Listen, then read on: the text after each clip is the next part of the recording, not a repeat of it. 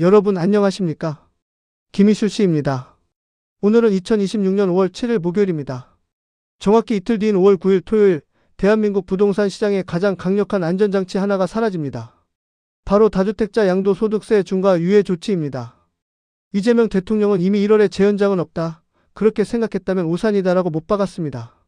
정부도 2월 12일 공식 발표를 통해 5월 9일 일몰을 확정했습니다. 이 영상을 보고 계신 지금 이 순간이 마지막 골든타임입니다.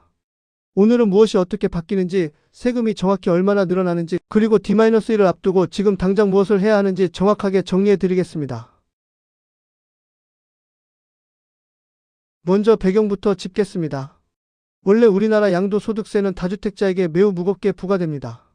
조정 대상 지역 내 주택을 양도할 경우 1세대 2주택자는 기본 세율의 20%포인트, 3주택 이상자는 30%포인트가 가산됩니다. 여기서 중요한 점이 또 있습니다. 중과세가 적용되면 장기 보유 특별 공제가 배제됩니다.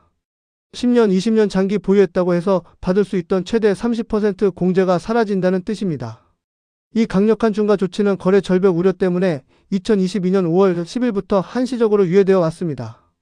그동안 다주택자들은 일반 누진세율 6에서 45%만 적용받으며 매도해 왔던 것이죠.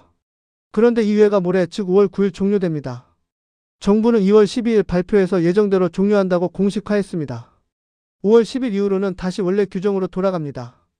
2주택자는 최고 65%, 3주택 이상은 최고 75%까지 적용될 수 있습니다. 지방소득세까지 더하면 양도차익의 80% 안팎이 세금으로 빠져나갑니다. 말로만 들으면 잘 와닿지 않으실 겁니다. 구체적으로 계산해 보겠습니다.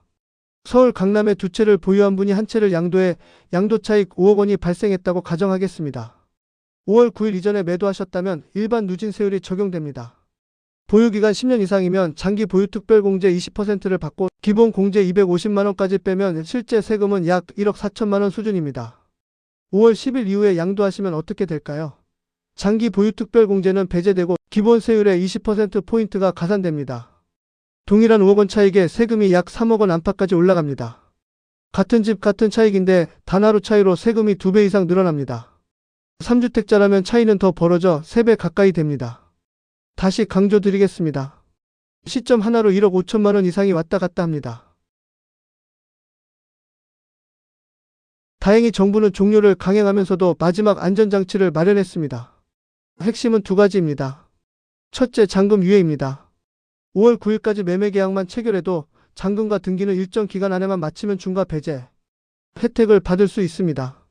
강남 상구와 용산구 등 기존 조정 대상 지역은 계약일로부터 4개월 9월 9일까지 양도하시면 됩니다. 2025년 10월 16일에 새로 지정된 조정 대상 지역은 6개월 11월 9일까지 잔금을 마치면 됩니다. 둘째, 토지거래허가구역 거래에 대한 보완입니다. 토지거래허가는 심사에 보통 15영업일이 걸립니다.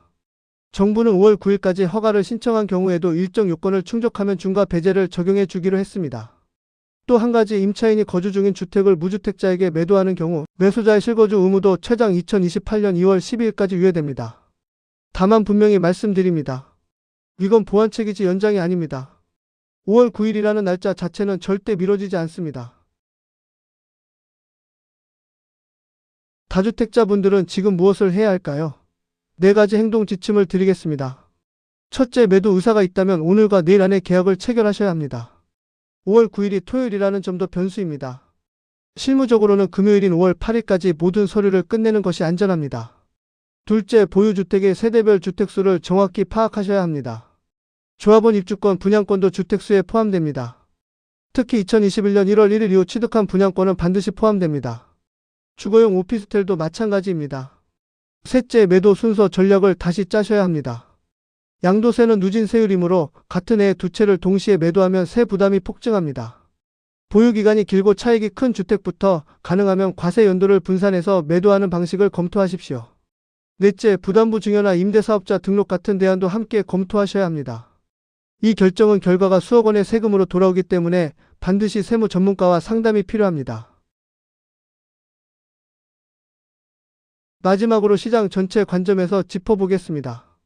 5월 9일이 임박하면서 매물이 급격히 늘고 있다는 분석이 많습니다. 부담을 피하려는 다주택자들이 막판 정리에 나서고 있다는 것이죠. 이는 단기적으로 매물 증가, 일부 지역의 가격 조정 압력으로 이어질 수 있습니다. 반면 5월 10일 이후에는 다주택자 매물이 잠길 가능성이 큽니다. 세금이 두세 배로 뛰는 상황에서 매도를 선택할 사람은 많지 않기 때문입니다. 매물 잠김은 다시 가격 상승 압력으로 작용할 수 있습니다.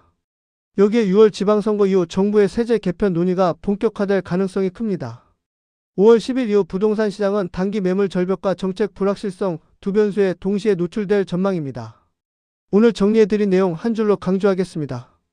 5월 9일은 다주택자에게 단순한 마감일이 아니라 자산 가치 수억 원이 결정되는 분수령입니다. 매도 계획이 있으셨다면 지금 즉시 움직이셔야 하고, 매도 계획이 없으시다면 향후 10년의 세금 부담을 감수할 각오를 하셔야 합니다. 어느 쪽이든 결정은 빠를수록 좋습니다. 도움이 되셨다면 좋아요와 구독 부탁드립니다. 지금까지 김희수 씨였습니다. 감사합니다.